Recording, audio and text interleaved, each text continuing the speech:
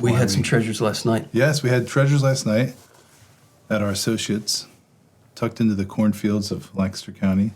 We do this song night where we each pick a song. Mm-hmm. We go around in a circle and we share songs that have been meaningful to us. And we've done this, 5 or 6 times now, like once a month. And it's always been rich experience for me just to hear music that has blessed you guys. And surprising sometimes. Yeah. And it takes us back to certain memories. It takes us to places in our hearts. And sometimes we'll have a theme. Last night I was asked to give a theme, so I said some song that has some redeeming aspect of human sexuality in a kind of Song of Songs vein. Do you want to share the song that you picked? Sure. By the way, you threw us off. That was so out of left field for you, Christopher. We were like, what? Weren't expecting that one, were you? I was scandalized a little bit. Yeah. Right away, Duet by Penny Sparrow with Stephanie Briggs coming in was the song. Because that song is, when you talk about Song of Songs, Bridegroom and Bride, like the holy embrace, that song, like no other song I've ever heard, I think, like gets into my bones and just moves me. You feel the holiness of the sexual embrace. And it's so tender. And the music is so kind of reserved and minimalist, like the guitar. And yeah. Was that the song where somebody said it feels like we're in the guitar? Yeah, Mike said that. I was also right in front of the speaker, to be honest. But it's just, and it's so beautiful because it's so intimate. Like I said last night, I don't, when I teach or give a course, I don't usually play that song because it's so dang holy. It's one of those, baby making songs. And so maybe it's for a marriage retreat, or you say, now go away as a couple and listen to this.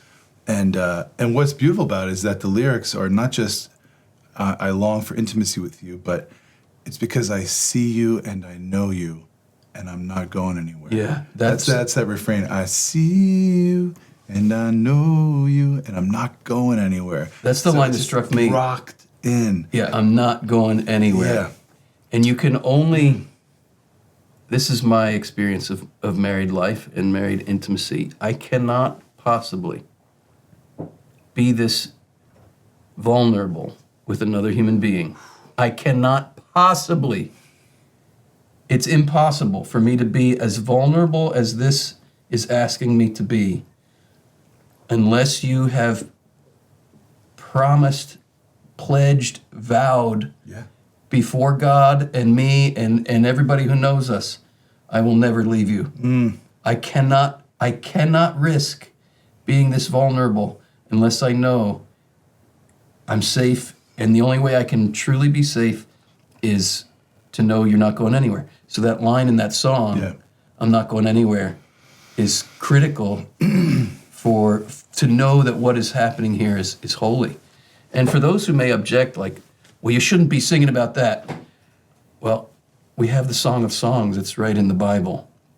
And JP2, reflecting on the Song of Songs, says that every culture known to man has wanted to express in song and poetry the intimacy of man and woman. Mm-hmm. The great romance. And obviously that can go in a perverse direction.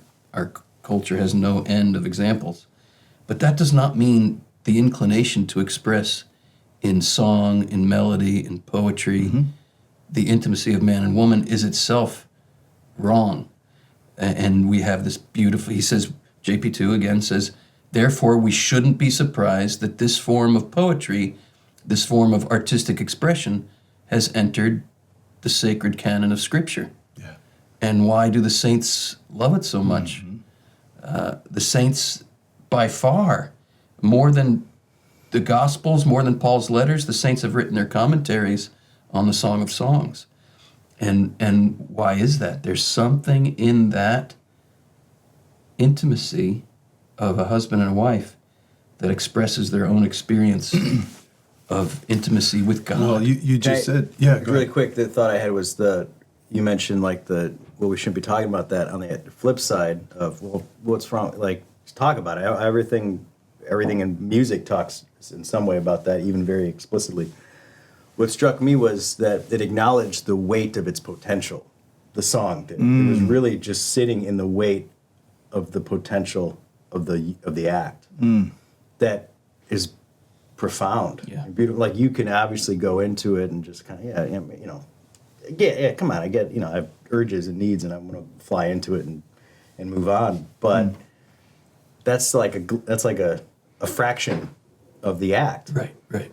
There's such a depth to it, and that song just sits in it to the point where when it was started playing, it was like, should I be listening to, like, okay, I'm going to listen to this. I mean, like, I wasn't scandalized by it, but it was so intimate. Yeah. It was so intimate, and I was I liked it a lot, man. Because I think, well, it brings you, willing or unwilling, into that vulnerability. Yeah. Where you realize, man, if I enter into this, this embrace, it's the whole concept of falling in love. I am surrendering. And if I do that, can I trust that I'm going to turn out on the other, like, what's going to happen to me on the other side of this? This complete and total surrender, which is what's so beautiful about human love. It's a school of love. It's a connection to the divine. Like, I got to be able to be this completely naked at every level, emotional, spiritual, physical, with God. Otherwise, there's no fecundity, life, identity. So I got to do it. And if we do, it gives us those, like, my dad, even though my parents' marriage fell apart, my dad, he said it so many times over the years, when I made those vows, kiddo, I meant it, and my legs felt like cement. He would say that. Like, he just, like, he was pillared into, I just made a vow. And, 40 years later, he's still wearing his wedding band. Like, Wow. Yeah, seriously. It sounds just like the Song of Songs when the bride describes the bridegroom, the pillars. He describes his legs as pillars. She describes his legs as she describes That's his awesome. I legs didn't as think about that pillars. one. That's right. Good call, Juan. Which that's foundational. And on that foundation, everything can be built. 40 years after getting married? After the divorce. After getting divorced. Yeah, the 40 divorce. years post-divorce, he's still wearing wears his the band. wedding band. Still holds fast to that. Where did... So I don't want to get... Sorry, I was going to get off topic. I want to know more about your dad. Like, his character, and, like, where does that come from? Do you see that in his parents? Like, what is that? Yeah, I mean, he's first generation. My grandparents were Irish and Scottish, came over from the old sod and raised You 10 had one kids. Irish-Scottish mix, or one was Irish, one was Scottish? That's crazy. Grandma grew up in Scotland. The family went from Ireland to Scotland, so she essentially grew up Scottish, but her roots are Irish. My grandfather's was Irish. Does she have the thick bro, or did Oh, she that have thick the Scottish thick? brogue. If you think of Mrs. Doubtfire, that's my granny. Spitting image, all right through. And we've all picked up the brogue from that's grandma. fun. Yeah. So they came from that, with even despite struggles, you're married and that's it. And they raised 10 kids, and my father was the oldest of the 10. Wow. And so it wasn't the most, affirming and I love you and you're blah, blah, blah. It was just, this is what you do. And when you're old enough, you get your job and you raise your family, and that's what you do. So my dad, yeah, I mean, there was a lot of the white knuckling, because this is what you do. But at the same time, especially in our wishy-washy world today, that was just like a lighthouse image for me of masculinity and stability, even as, like, every wave's crashing against it. We talked about beauty the other day.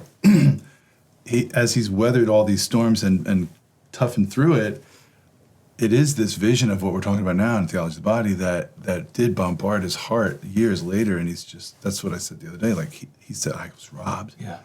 I didn't get that softness of the touch of God and through beauty, but Mary came in. Our Lady of Fatima played a key role. In what just the way did beauty Mary, of J.P. Our Lady of Tuesday. Fatima play a role? Yeah, after the divorce, he just had this awakening at a healing mass.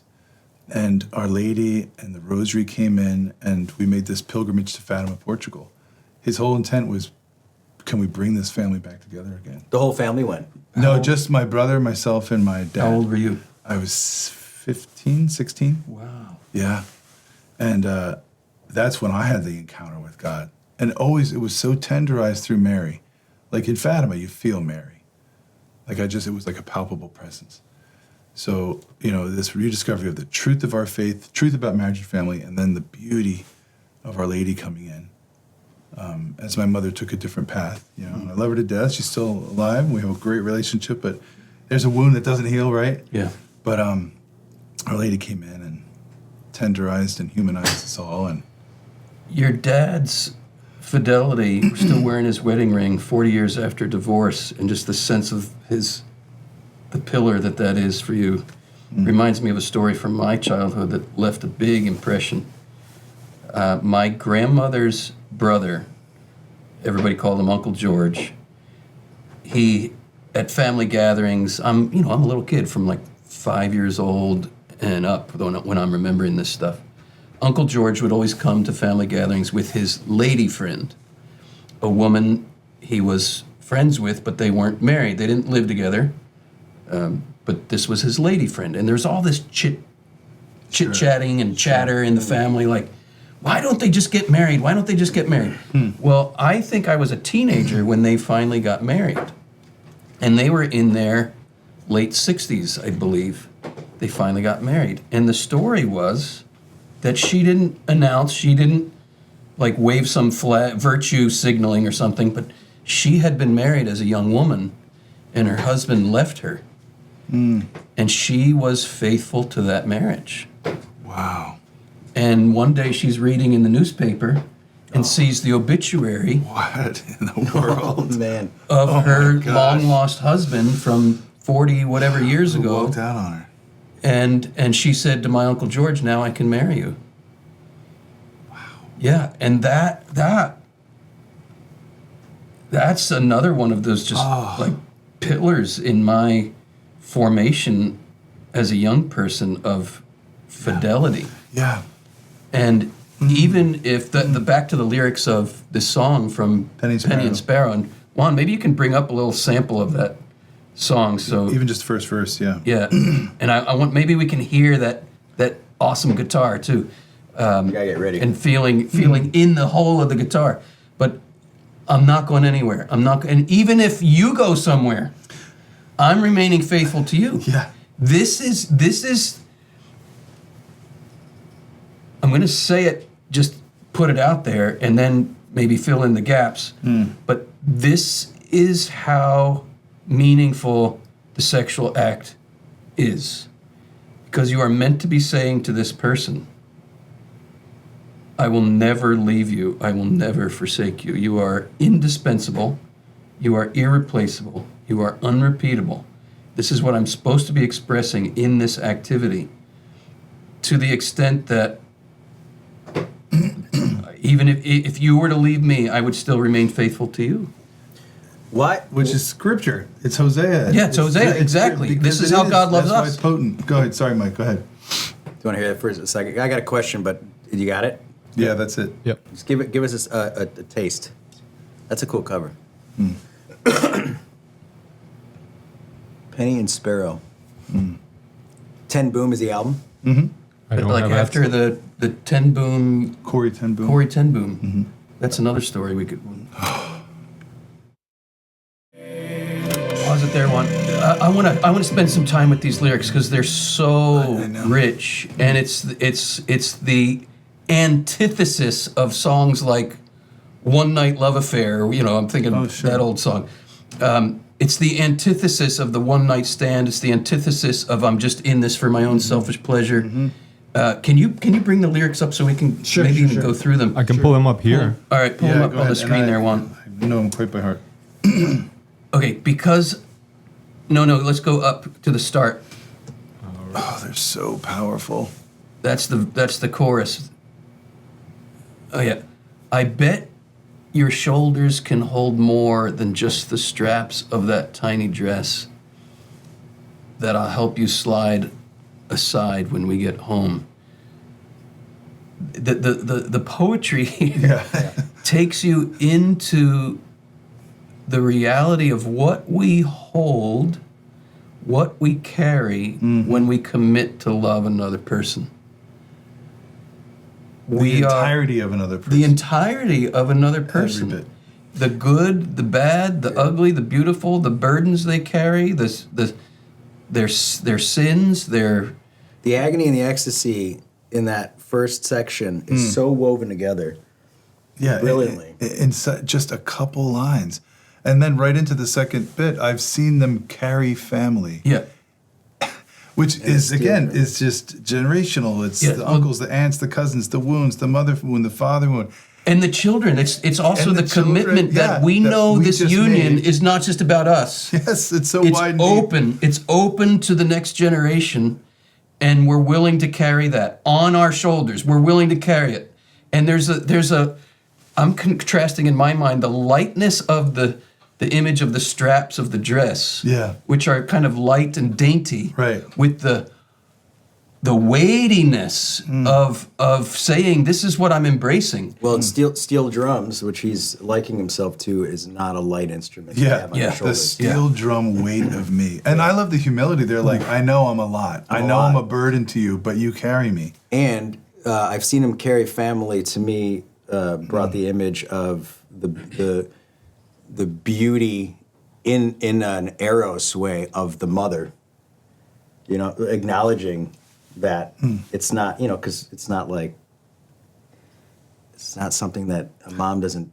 Your wife, seeing your wife as a beautiful mother is a whole nother level. Oh, Yeah. Yes. Yeah, Yes. and as and all three of us, right, with our wives who are mothers, Rebecca carries everything and everyone in a way that I do, but I feel like our wives, and that's the feminine mystery and genius, that they carry everything. Yeah. Like they Yeah, yeah, yeah, yeah, There's, yeah, the, yeah, there's yeah. the memes of, you know, like the couple's in bed at night and he's like, "What are you thinking, honey?" And she's like, "What are you thinking?" And he's like, "Nothing." And he's literally thinking of nothing. And then over her head is like 6,000 things. Like, I got to get the doctor visit. I got to return those clothes to Kohl's because I got to make sure I have a meal for Tuesday night because friends they're carrying. And him, it's all, like Star Wars. yeah. It's just like, you know, the Roman Empire. But like they carry everything. Yeah. To acknowledge that is so powerful. What happened to our lyrics? No, he's finding. You're bringing up the meme. Maybe thinking of another woman. Is that Star Wars? I must have seen that. That must have been back there somewhere. That's crazy. I like that. But to justify that, it's because we're empty and ready too.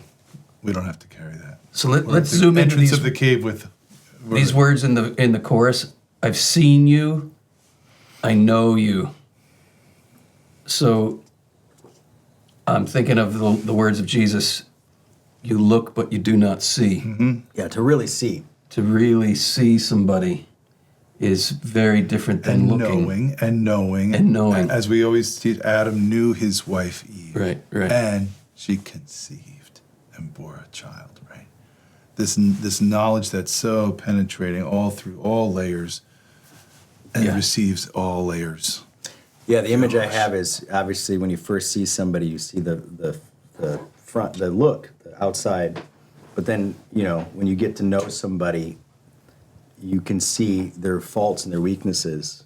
But when you get to love somebody, you see through that third layer of the beauty in them with all their faults and weaknesses. Mm-hmm. So to truly see somebody isn't just the facade, but rather the beautiful anchor behind all of it. And when we're merely looking, it stops at the external, and we don't have that vulnerability of seeing and being seen.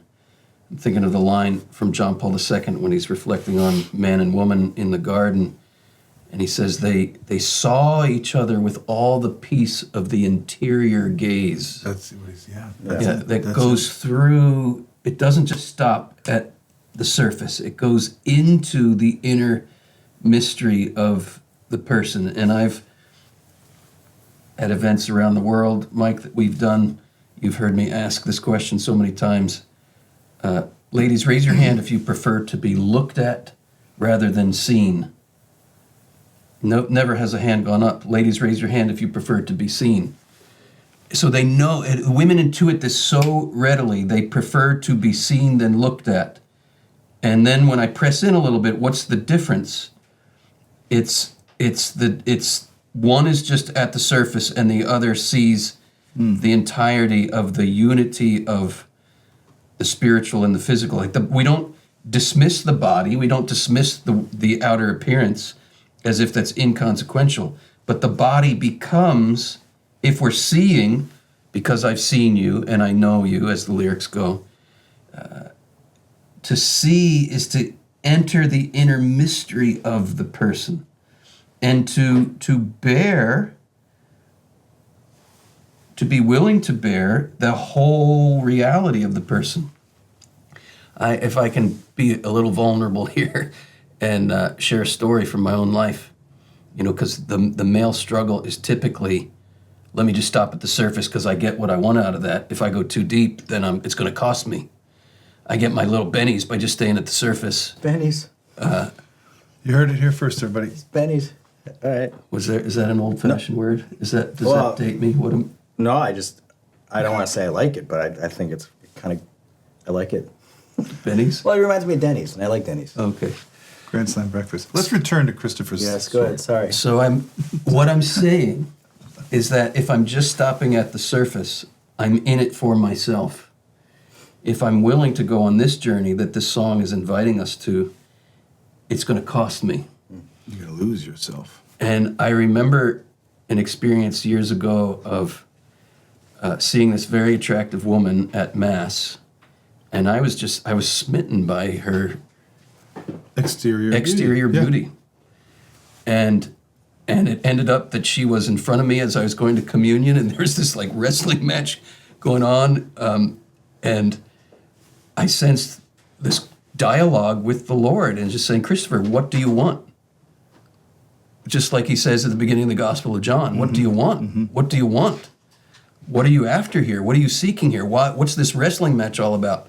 And I was just trying to be honest as I've learned to be with the Lord. I don't need to hide anything that's going on in my heart. I said, well, if I'm honest, I want to see her naked beauty. That's what I want. And what I heard back was, do you really want to see? Or do you just want to look? Because if you want to see, she's my daughter, and you would have to receive the whole mystery of her person and love her. Mm-hmm. But if you're just looking, you're not allowed just to look, because you're going to rob her of her dignity for your own gratification. And this is a long story. I can't get into all the details, but months later, through various circumstances, I got to actually know this person, and she became a friend of our family. And I did get to know her to a certain degree. And I also, because of the work that I do, she was open with Wendy and me about some of her struggles and trials in life. And it came out as, a normal course of events that she had had a very traumatic life because of her attractiveness. Yeah. And she had been used and abused by men who just wanted to look. And I was given the privilege of seeing her interior and what she had suffered, and learning to love her there. And it was years later that memory had come back. It's like, oh, right, when I first met her, I was in that battle. Wow. That's beautiful. Holy cow. I think a lot of, just slowing the car down for a minute, because you went by it so fast, I think a lot of people, just how you started the story, would have an issue. Like a lot of guys would have a hard time vocalizing that they saw somebody attractive. Like even if they're in a relationship, they'd have a hard time saying, yeah, I saw, like you're being very honest. Yes, I am. I said I'm going to get myself very vulnerable. Right, here. but I don't want that to fly by people that are watching, because like that's, you mean it. Like it's to acknowledge that there's somebody beautiful is hard for people, because they fear that what that's gonna imply or what people are gonna think. But no, like there are beautiful people all around us, and to be able to acknowledge that is a very healthy thing. I love that you're pointing that out. We have to do that, because we have to do that if we're going to go the distance and really see. The story we often teach with, right? It's Simon the Pharisee. Do you see this woman? And in the passage in the gospel, it's so constructed that Jesus is not looking at Simon when he says that. He's actually he looked at the woman and said, Simon, do you see this woman? So Jesus is looking You're seeing. at this clearly attractive Yeah. woman because her way of life. He's not looking. He's looking, but he's going the distance. He's going, yeah. And willing to go all the way in. And I'm struck, Christopher, by what we shared there. And I thought too, we take the whole burden of the whole person. And for those who seemingly are beautiful and don't seem to have spot or blemish, that itself is a cross. It's a cross. And it Serious was her cross. Yes, it was her cross. And it cost her so gotta think about much that. suffering. And I remember kind of the bookends of, it was years later, but coming back to that memory of when I first saw her in the church, and just that the temptation is just to look. I just want to look to get, as I said, the bennies out of her physical attractiveness to please myself. And there's a line from the story, I forget what book in the Old Testament, where Susanna and the two old men elders, come, the church two elders, elders the come in synagogue elders, from the synagogue while she's bathing, and there's this potently insightful line there that describes the whole problem. It says they looked at her and refused to lift their gaze to heaven. Oh, wow. That's what lust is. Yeah. Right? They looked at her naked beauty bathing and refused to lift their gaze to heaven. See, if we have a contemplative view of the world and of the human person and the human body and human beauty, and all this comes back, loops us back to this song and how powerful these lyrics are. To have a contemplative view is to allow small b beauty, the beauty of this person, the beauty of a sunset, the beauty of a flower, whatever, pick anything in creation, to let small b beauty lift your eyes to heaven and become an icon, a window to a greater beauty, capital B beauty. Lust is the refusal to lift your eyes to heaven, and you zoom in on this to gratify yourself. And there I was in the communion line.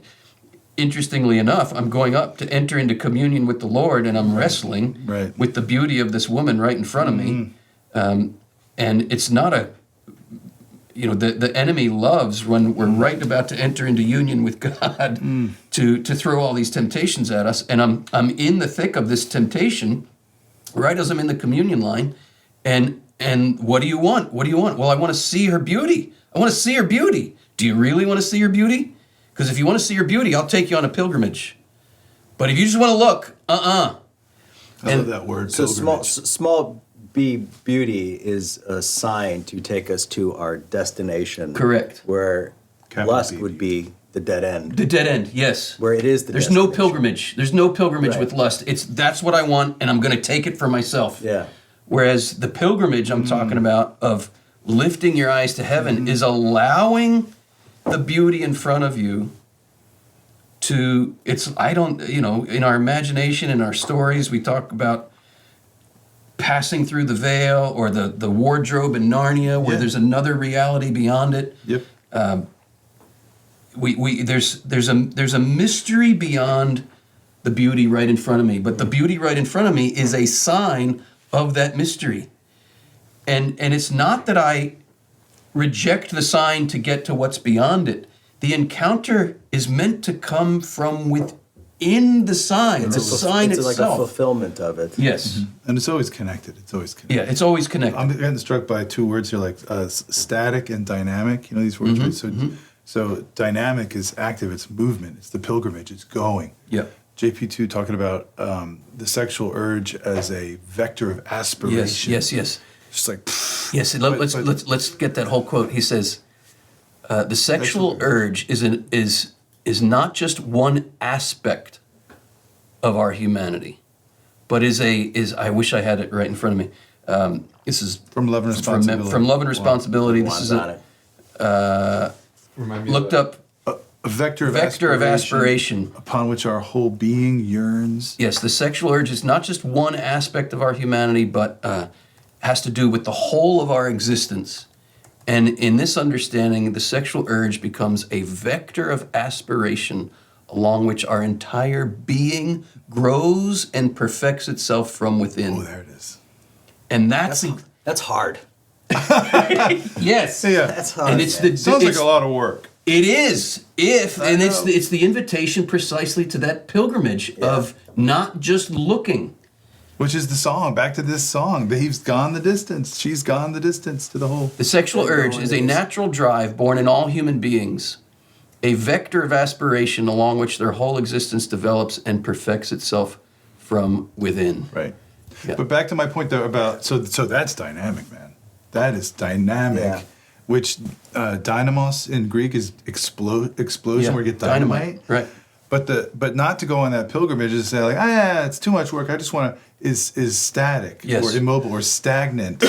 And lust, that's what lust is. Lust is just stagnant, and you live in lust, and it's disgusting after a while. Yeah. It really is. And our sin, when we It fall eats, into that, it eats away. it just is disgusting. It's have that shame. static, but it actually has emotion, and it's in the wrong direction. Yeah. And eventually, can lead to death. You're in a hellhole. It's It's toxic. hell. It's a toxicity. Yeah. Icon idol is always the two words I always think of. It's the idol or the icon. Does it end at the material in and of itself, or does it bring you through and beyond to something greater, transcendent?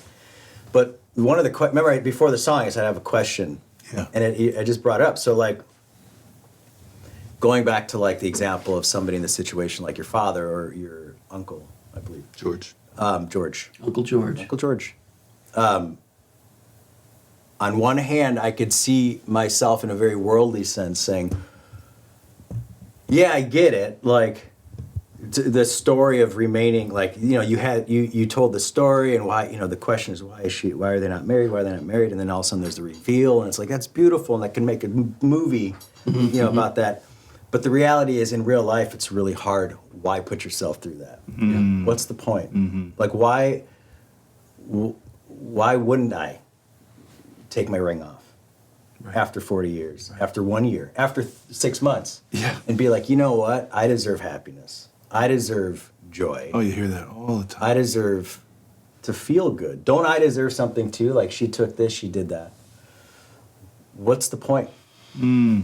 Because what brought me to think about it was the what are the two words? Static and what? Dynamic. Dynamic. And going past, we talked about the layers. There's good things come from pain. All the time. Labor Yeah, gives yeah. life. Labor gives you what you love the most.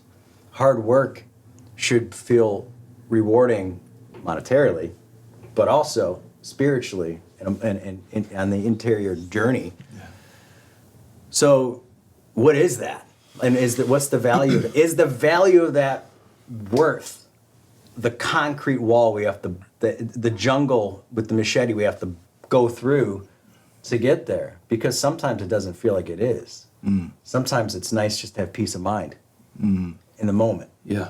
I'm reminded of, again, a quote from Love and Responsibility. That's not how I personally feel, but I'm saying, Oh, yeah, no, yeah, that's to the argument. acknowledge That it's is the argument. It's pressing in. It's a very good Yeah. thing to be compelled to press into. Why? Why would who I called to come, my Aunt Vasa, she was Greek, why would she remain faithful and, quote, deny herself the happiness of being with my Uncle George when this man had abandoned her? Why? And it reminds me of another quote from Love and Responsibility where John Paul II says, man must reconcile himself with his own greatness. His natural. His natural greatness. His natural greatness. And in her own way, my Aunt Vasa was reconciling herself with the greatness and dignity of this man whose greatness and dignity is retained even in his infidelity. He is saying to her when he left her, he's unwilling to reckon with her greatness and her dignity, and he's treating her as something to be thrown away. And is the response to that, you threw me away, is the right response? So I'm going to throw you away too. I'm going to treat you as dispensable and replaceable because you've treated me as dispensable and replaceable. Well, that's certainly the natural response. When somebody punches you, you want to punch them right back. But then you have two black guys in the world. This is not just a theory to me. This is from trying to look honestly at what life will inevitably teach you. That the only way to stop the cycle of wounded people wounding people is for a wounded person to say, I'm not going to punch back. I'm going to absorb the punch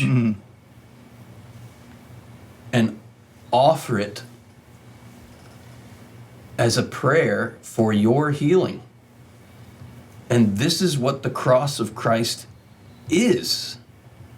It's the God-man getting punched by everyone and not punching back and saying to his own Father and our Father, God the Father, forgive them, they don't know what they're doing. I'm absorbing all of it and I'm offering it to you, Father, to turn all of this hell into something glorious, which only God can do. I can't do that.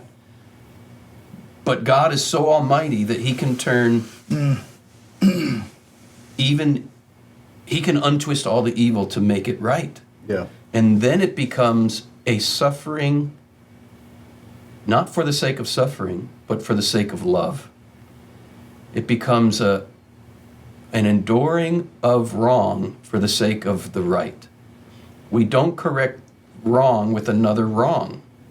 And what my Aunt Vasa, what made such an impression on me, I had no words for it as a boy or as a teenager, but what made such an impression on me is her sacrifice. I am willing to sacrifice my own happiness, which in the end she does not sacrifice. Right. She sacrifices some immediate pleasures in her life for sure, but in the end, the only happiness there is learning what it means to love. Yeah. That's the only genuine happiness there is. Which is the greatest work in the universe, the hardest work in the universe. Yes. Can we jump from music to a movie scene real quick? Yeah. As you're describing that, Christopher, it's The Matrix.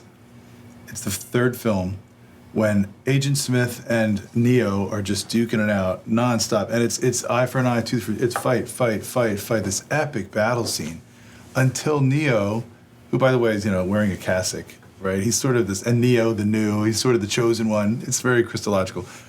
He finally just takes the hit from Agent Smith, and his fist goes right through Neo. Do you remember this scene? And I haven't seen and suddenly like Neo transforms into Agent Smith, another Agent Smith. So it's almost like evil has won and contaminated the good. And Hugo Weaving, who plays Agent Smith, he's like, is it over? Like, is the battle over? Did I win, basically? But it cuts to Neo, who's plugged into the Matrix. He's literally in the shape of a cross like this. And light starts to radiate from his chest into his entire body, the shape of a cross, and just vaporizes all the, like, Agent Smith. And there's multiple Agent Smiths everywhere. It just, because he took the hit. To your point, yeah. As you're talking about that, somebody's got to take the bullet. It's a Paschal reality. It's a Paschal mystery. It is the Paschal mystery. Unless the grain of wheat falls into the earth and dies, it remains alone. Right. But if it dies, it bears forth much fruit. So it just boom, and it just radiates out. And I'm always so struck by that, like the cross is everywhere. That was the cross. Neo's in the shape of a cross. The cross. Yeah. And Taking the hit. we got here through a conversation about fidelity to marriage. Yes. So we are called and married to love as Jesus loves. I mean, this is the new commandment. This summarizes everything. Love one another as I have loved you. And love is strong. And love is stronger than death. Yeah. So But love is to die to self. So in answer to your question, why do this? I mean, the short answer is because love demands it. But if you press into that, why does love demand it? Because every person even those who wound us terribly, are worthy of love. And what does it mean to love even those who wound us? This is Christ on the cross. And it doesn't sweep evil under the rug in any way. It doesn't say forgiveness is not, it's okay. You know, if somebody says, please forgive me, we should never say it's okay. It's not okay. There is justice. Justice is real. And when you've been violated, when you've been wounded, when you've been harmed, when you've been wronged, which my Aunt Vassa was by her husband leaving her, the gospel proclaims the only way to solve that dilemma is not with another wrong, but by you overcome evil with good. And that means those who choose the good are going to feel the pain of being punched and not punching back. But that doesn't make you, help me articulate this. It doesn't make you a punching bag. Yeah. It makes you the source of a goodness that irradiates out, setting the world aright. But it comes at that price, and that imagery of evil getting conquered by the light coming out from the willingness to absorb the evil. Feel free to skip this ad if you like, but I just wanted to invite you, if you're enjoying what you're hearing here on Word Made Fresh, please subscribe. Please share these episodes with others. Leave some comments. And if you want to continue the journey with us, follow Mike Mangione, Bill Donaghy, and yours truly, Christopher West, on our personal social media. And all of those links are in the description below. The image I have from a movie, and I've told you this one before, but I loved it. And when I started, because, I always talk backwards, so bear with me. But like the initial question of why I go through this. Personally, in my experience at the age that I'm at now, you know, I used to want to say, no, happiness above all. Like take care of the now. So I wouldn't put myself through the trial. I would avoid the trial all the time, avoid the death. But the things of greatest value is my awareness of my true self has been one of the greatest things that I value as I gotten older, is understanding myself. And that's only come and becoming myself the way that not that I desired, but the way that has been laid out before me, like truly like owning it and living in it, has only come through the death of what I've grasped and tried to accomplish on my own and fighting things. Because if you are constantly searching for the instant happiness now, you're going to be fighting for it the whole time. Yeah, yeah. But the only way to actually receive it is by letting that go and becoming, on the other side of the Paschal reality, the new life. New. That's wisdom. But the image that I had from the movie was I think it's the Abyss. Remember the Abyss? And what's the actor's name? Yeah, I know who you're talking about. The Abyss or The Abyss. The Abyss. The Abyss. They're like underwater. Yeah. Right. It's like an underwater world, and they're exploring in this underwater world, and they're in this. I'm butchering the plot, but like they're normal humans, and in order to engage, go into the world, they have this new technology where they put the mask on, and fills with liquid oxygen that you can breathe. And you could breathe with this liquid oxygen. But you choke on it first, like they test it with the rat. Right. I remember that. And the rat's scene like is ingrained, contorting and like going, like dying. Yep. So Ed Harris. Ed Harris. Okay. Yeah, he's in Truman Show. Yeah, he plays Christoph. Christoph. Yeah. So he's the one. This thing's filling up, and you panic as you're watching it. You're like, it's just the pressure. Oh no, trouble, discomfort, and it goes past his eyes. What I loved about it was you experience. He can't breathe, and he has to accept the reality. But everything in you is saying 100% you die into his lungs. Yes. You know, he has to accept it into his lungs, take it fully in, and it's only until that point that he opens himself up completely that he's able to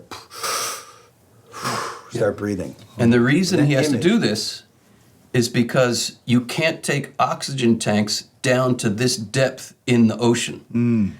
They explode or something. You have to have liquid that you take in your tank. So you have to learn how to breathe this oxygenated liquid to go into the abyss. The metaphor is profound. the Let's kenosis. check it out. Wow. That's it. We all breathe liquid for 9 Wow. months, bud.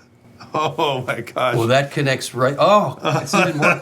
Because I'm we thinking. did this in the beginning. I'm thinking that the woman saying who's going like this, like that's Mary at the foot of the cross, Oh, yes. right? That's beautiful. And then Look at to me. bring it back to we all breathe liquid for It's 9 months. back to the mother. Back to the mother. Woo! Deep business. So Juan, can we loop back to the lyrics from Penny and Sparrow? This is all 'Cause springing from one All song. of this is springing from Guys, I gotta go back home soon. I can't. the depths of this poetry. That's we the we, power we of went the on this image in poetry. we went on this amazing journey because of these lines. Half the song. by I've the way. seen you because I've seen you and I know you and I'm not going anywhere. I've seen you, I know you, I'm not going anywhere. Going anywhere is the kind of what I was getting at. That why would we put ourselves through it? Yes. Like why would Ed Harris? The thing's coming up. I'm like, take it off. I'm done. Sorry. Yeah, Let me yeah. prepare myself. It's like, no, you have to decide. Yes. You're not going anywhere. Yeah. You're passing through it. You're Passing passing through it because there's glory on the other side. For the joy set before him, Christ endured the cross. Yep. And if I can return to that story earlier about am I just wanting to look at this beautiful woman or see her? The richness that comes from seeing and loving is infinitely more valuable than the momentary pleasure of the satisfaction of merely looking. Absolutely. Yeah. And we need to be willing to be seen to discover that beauty and that glory. And the willingness and the fear and the vulnerability of it reminds me of a story from your family that you told me a couple years ago that has stayed with me, of an uncle of yours who proposed marriage. Tell that story. My aunt. Your aunt. Well, my great aunt May. Okay, tell the story. This story is heart-wrenching, but it takes us to this place of the fear of being so vulnerable that marriage requires. My great aunt May told. I met her later in life because she lived in Boston, and she was a great aunt. And she told us a story about how when she married her husband, he had proposed to her early on when they were friends. They were great friends. For decades. For decades. And later in their life, like I think in their 50s, I can't remember, let's just say his name's John, I can't remember. I never met him. Oh. But he said, May, I have a question. How come when I proposed to you when we were younger, you laughed? And she said, you were serious? She had not known. She thought he was kidding because they had such a playful relationship. She thought his proposal was a joke, and so she took it lightheartedly and she laughed. But then he never. He got so hurt by that Yeah. he didn't read. It was his. He took a step Propose out of again. vulnerability with her. And for decades. For decades, they remained friends. And she's like, "You were serious?" He's like, "I was serious." And she said, "Yes." Decades later, they got married. She said, "Yes." They remained single all those years. All those years, they remained single friends and never got married to anyone else. And he just stuck it out. He didn't say now why he didn't say anything. Like the next day, be like, going back to what I said, but he Yeah, never did. And when she realized decades later that he was serious, she said yes, What? and they got married. And a beautiful. But that story is so revelatory of how vulnerable we are, how vulnerable John was, to call him John, in putting himself out there. Will you marry me? Is so vulnerable. Can't get more. Yeah. And to be laughed at in that moment, like the turtle just goes back in the shell for decades. Decades. Because the wound is so deep, because the vulnerability is so great. Yeah. But also to imagine the laugh, where did the laugh come from? And whatever, She was probably nervous. yeah, she Yeah, was yeah, probably, yeah. I actually think that the real, and after I haven't told the story in so long, but I think she actually asked him later, how come how come they never got married? Oh my God. And then that prompted him to say, I asked you and you laughed. And she said, you were serious? Like, so she probably had the same vulnerable, like nervous laughter, not seeing the moment for what it is, clouded, you know. Yeah, what in her heart was going on that would make her These are the greatest laugh. mysteries of human life. Because then you think, what if the next day is like, I was serious. Yeah. You were? Big embrace, kiss, But decades of married love. What fruit came out of their actual marriage because of that pause and gap?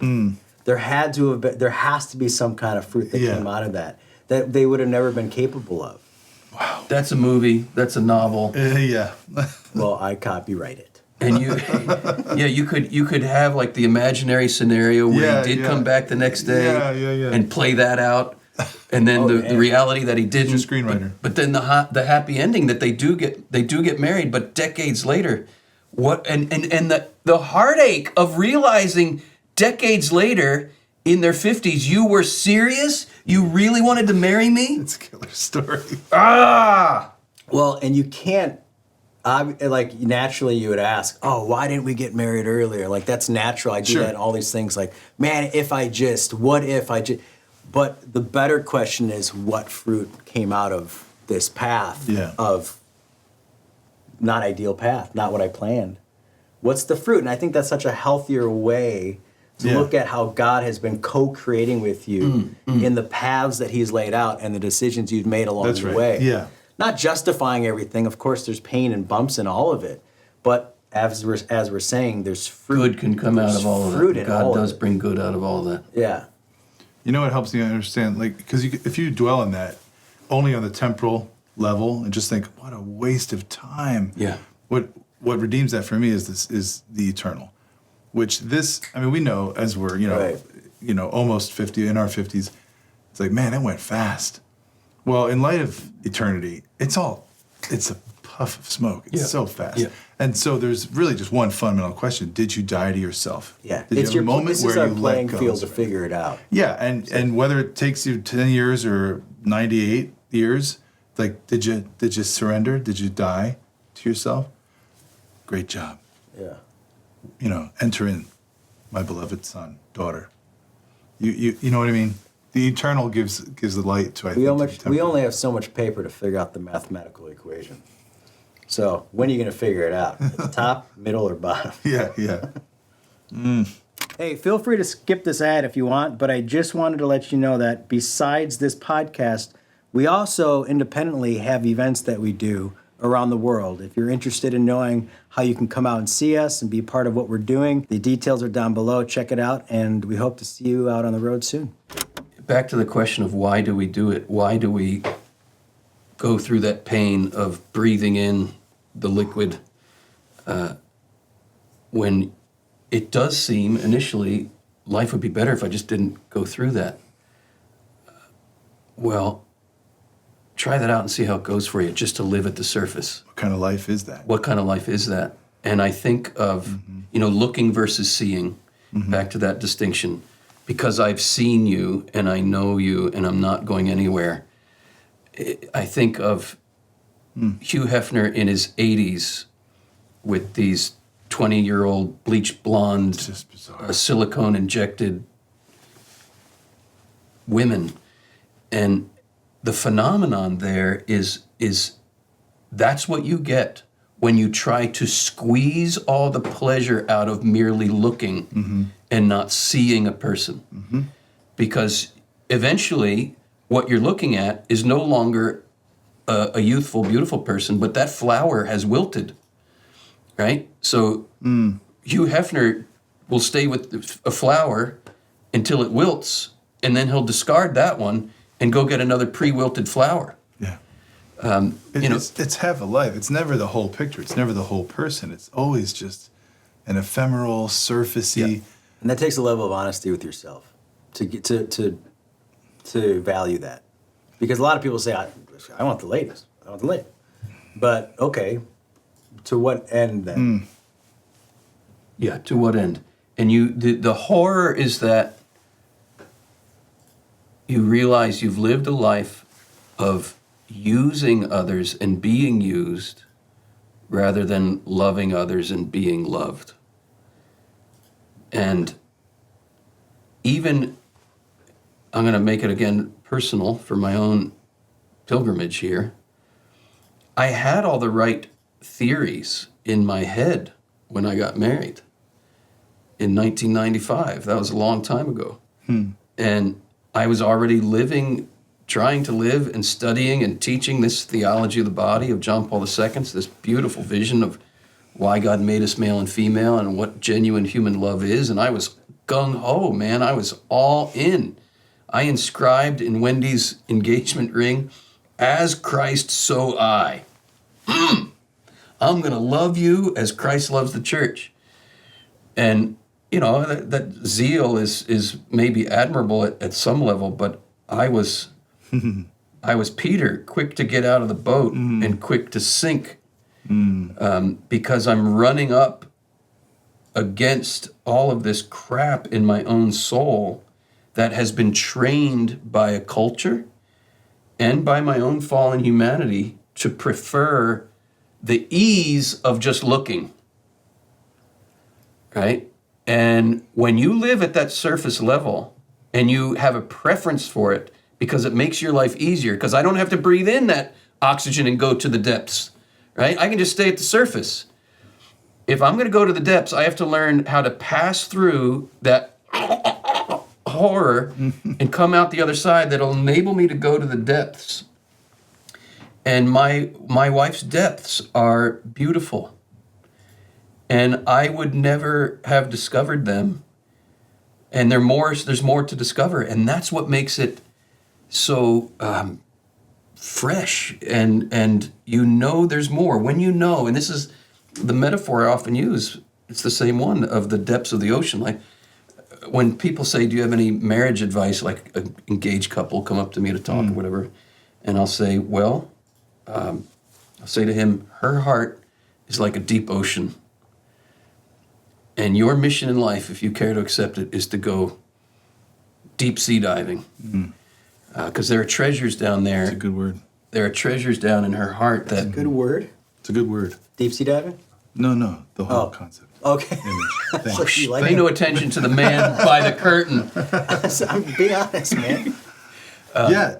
The ocean, the depths of the ocean, Yeah.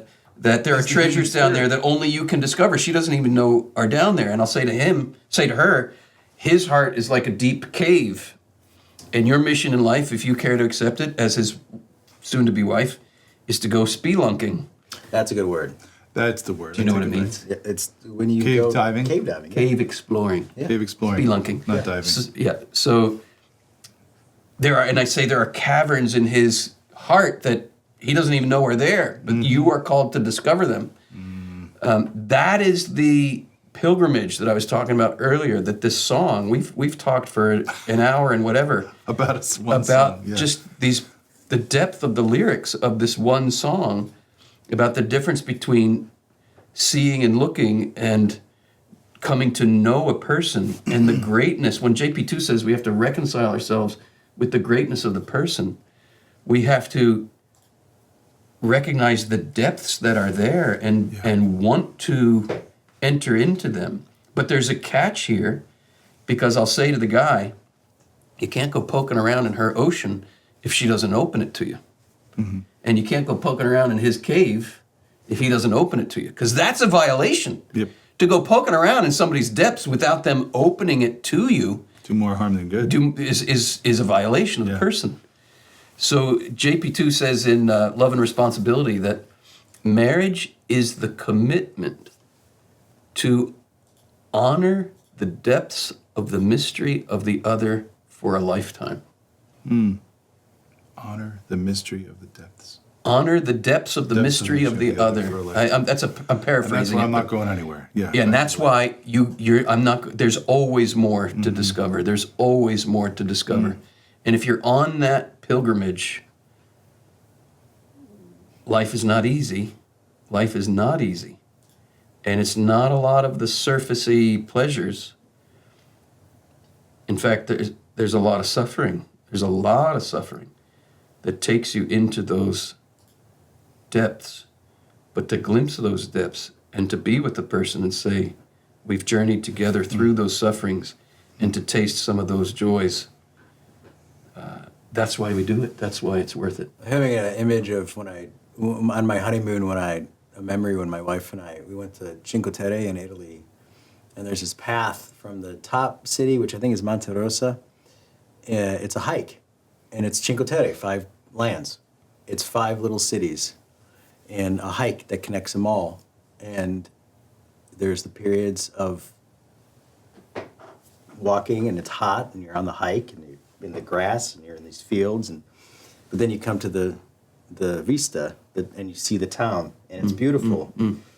And it's a lot easier to just stay at the restaurant and eat the food and enjoy yourself. But if you want those moments of these incredible rewards of the vistas, of the views and the towns and the joys of the towns, you have to go on that hike. Yeah. Yeah, it's going to be a constant pain. And it ain't easy. It ain't easy. Ain't easy. And there Love are times ain't no you easy want to thing. give up. I heard a song about that. I wrote a song about that. Yeah, it's true. It's beautiful, though. Yes. It's the rose and the thorns. I commented about Bryan Adams earlier, One Night Love Affair. But now I got a better Bryan Adams song. Heaven? Well, that's a good one. But this one. You can't tell me it's not worth fighting for. Yeah. Can't tell me it's not worth dying for. The truth of love. It's It true. is. Yeah. It is. That That's everything he does. He does it for you. Love ain't no easy thing. There it is. There it is, Mike Mangione.com. Mangione. Check it out. You know what, Mike? Give us a run through your lyrics. I love this song. This is one of my favorite of your latest album. You want me to talk about my lyrics? I do. That's Give like, us a walkthrough. as Bono says, talking about lyrics, like talking about making love. Or like, You're not sure you should do it? yeah, it's just kind of like, just better left experienced than... Should we? The whole point of the song, though, is kind of what we're touching at, is that, the way I did set the song up is when I'm playing it live, as I say, there's so many songs out there about the ecstasy of love, falling in love, the experience, the emotions, the surface side of it, which is all beautiful. That's the petals of the flower that get you to the source. And there's so many songs out there about the agony, about the falling out, like the struggles and the breaking up. But there's very few songs about just love, the sacrificial element. I call it the big harmonious hum of just isness, where you have to. I think that for me the image is Nebraska. No offense, Nebraska, but driving through it sometimes just like It's a palpable smell. yeah, it's just like Horse farms. Yeah, it's just like this straight, of isness, and you have to endure it. But there's a beauty in Nebraska. I must just Absolutely. I don't get emails from Nebraskians. Go Huskers. So if you talk about your lyrics, you might evaporate. But if I talk about them, Yes, you can talk. Can we bring up those lyrics? All right, here we go. A little more one. A little deeper, yeah. Okay, go down a little bit. I want to go to that. I don't want no simplified, sterilized, half-realized version of love.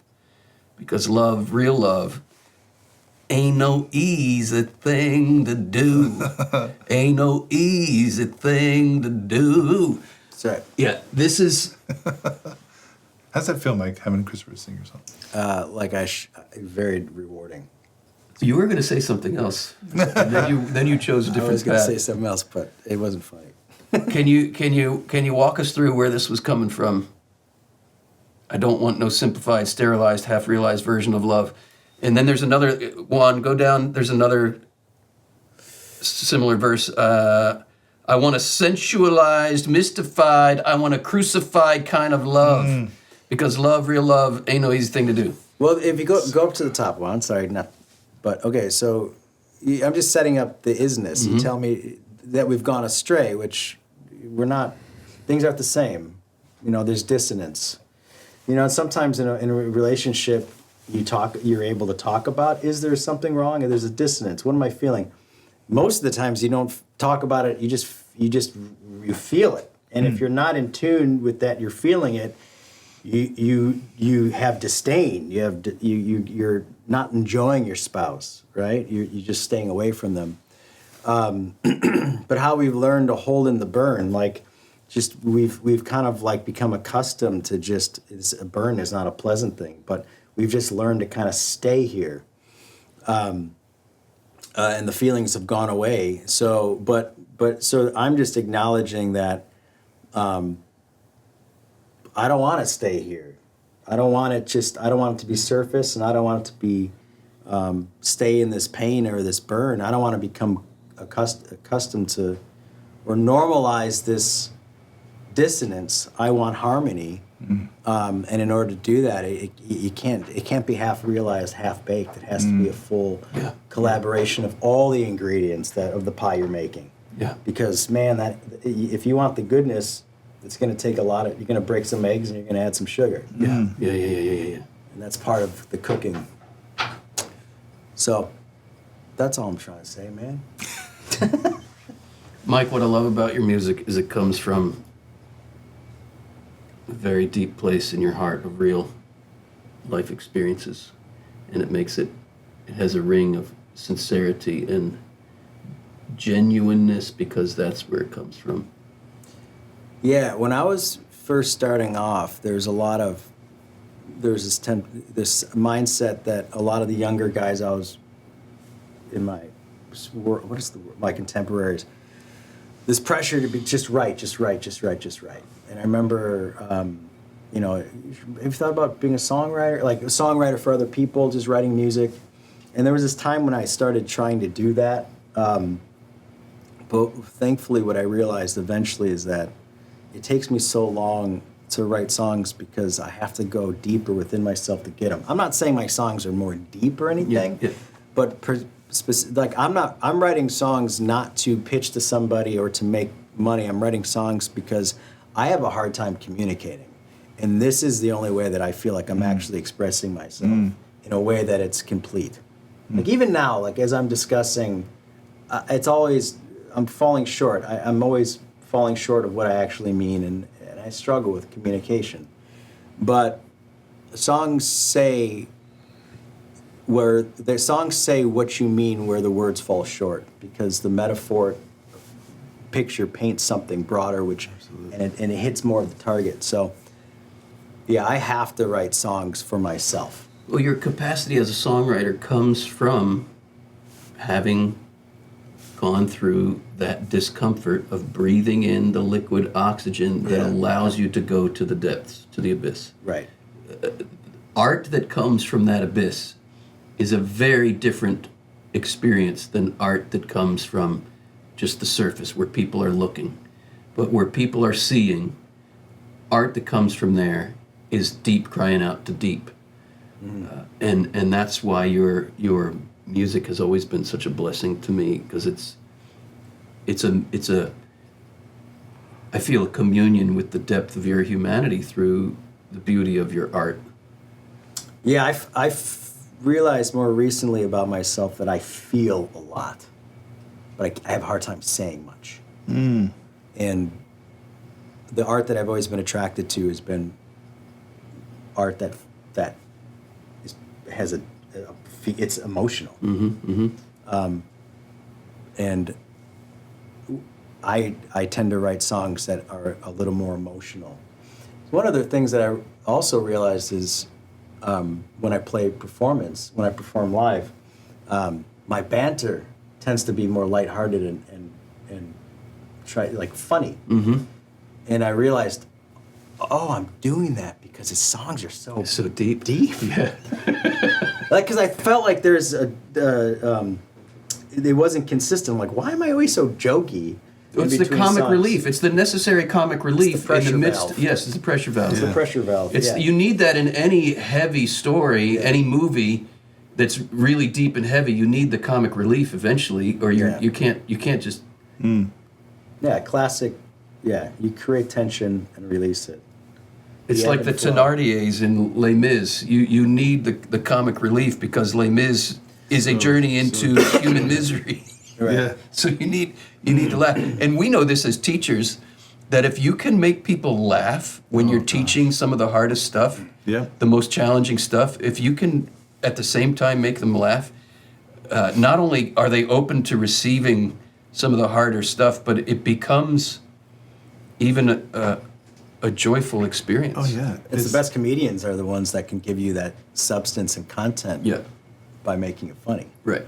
Yeah. So that you can you loosen up to look at it and see it from that perspective. And most comedians have tragically Tragic. painful lives. Yeah. And comedy has become one of the ways they've coped with it and lived with it. Yeah. And there is a depth of humor that can come from the pain, and that loops us back to the agony and the ecstasy always being together. I once heard it That said. ball of yarn, Bill. Yes. Yes. I once heard it said, it's always stayed with me, that every sexual sin is an attempt to grasp after the ecstasy of love while rejecting the agony of love. Give me the pleasure part, but all the stuff that comes with commitment and sacrifice, I'm just going to pretend I can put that aside and just zoom in on that pleasure part. Yeah, stay with that for a minute. Just let that sink in. All sexual sin is an attempt to grasp at the ecstasy and reject the agony. I think the way he actually put it was, all sexual sin is an attempt to separate love from suffering. Yeah. That's the phrase. Yeah. It reminded me of some of those NRC. I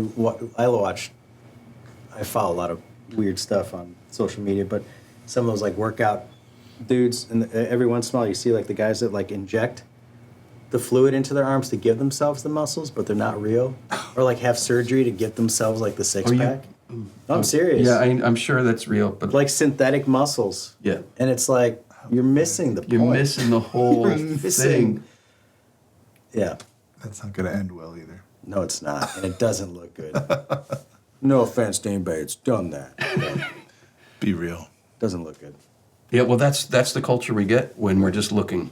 When everything is focused on how you look externally, I will get plastic surgery so that I can gain the look that gives me the semblance of some form of love, which isn't love. It's just people looking at you to use you. But we have the poverty of the human condition when we substitute our desire to be seen and known and loved with the impoverished counterfeit of being looked at and considered lovable only because you excite somebody else's lust.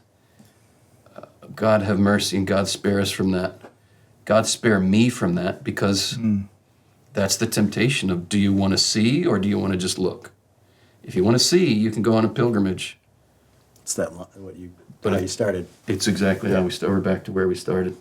I would mention to you, there is some plastic surgery that's good. There's a value to it. It's necessary. Like somebody in a car wreck or somebody. Reparative, yeah. Yeah, reparative.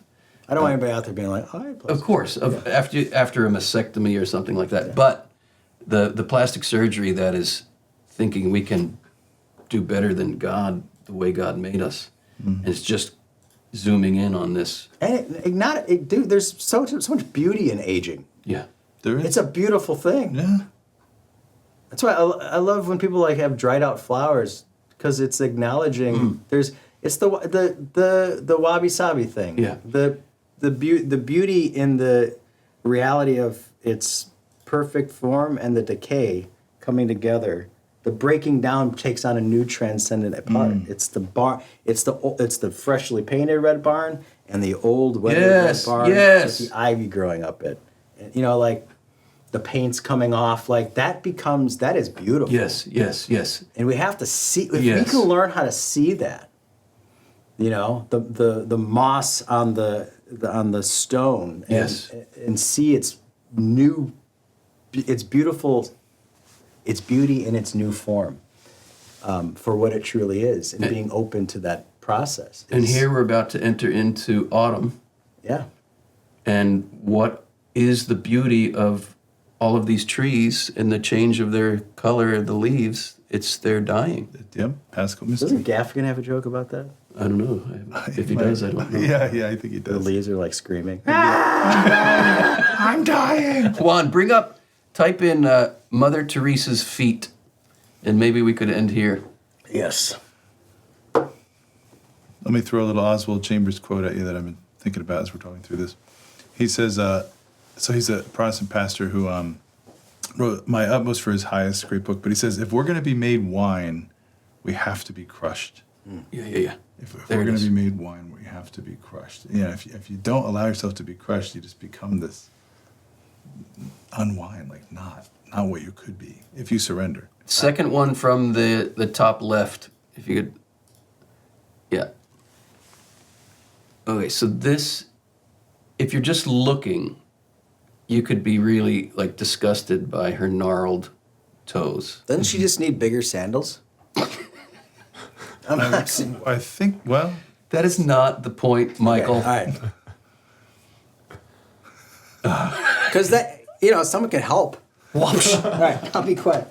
This, if you're just looking, people have weird issues with feet, and I'm not exactly sure why, but I'm sure a lot of people, if they're just looking at this, would be rather disgusted.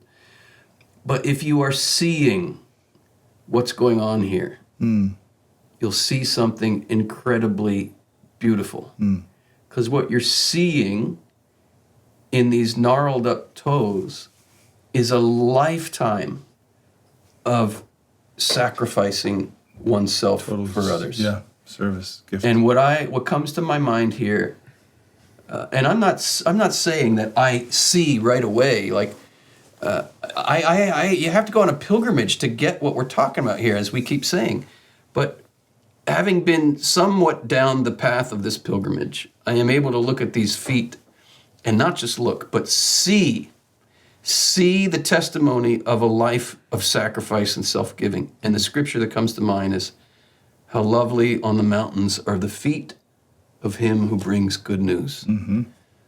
She was bringing good news to the poor, and her body paid a price for it. But it's also, we're not wrong to, like this crucifix back here is rather ornate. We are not wrong to have ornate crucifixes. We are saying in the very art of making it an ornate crucifix, when you think of a crucifix, it's the ugliest thing in the world because it's the most horrific death imaginable. And what happened with Christ on the cross was the sum total of all ugliness and all evil. So why do we make them ornate and beautiful? Because it's the love that transformed the ugly into the beautiful. It's the love that transformed the sin into goodness. It's the redeeming, that's a better word, redeeming the sin and bringing a greater good out of the sin than would have been possible without it. That's what's beautiful. And that's what's beautiful about her feet. It's the love that makes it beautiful. And it's the love of a life lived well.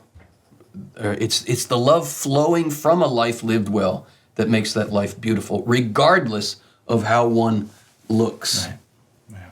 Lord, help us to see. Help us to see. You come and become one who sees. And Yeah. I was just the image I'm having as you're saying that is, it's like the person looking at the picture. Like if you go to a museum, there's been times I've seen people really engage with something, and I look and I don't, like, man, what are they seeing? What are they seeing? Yeah.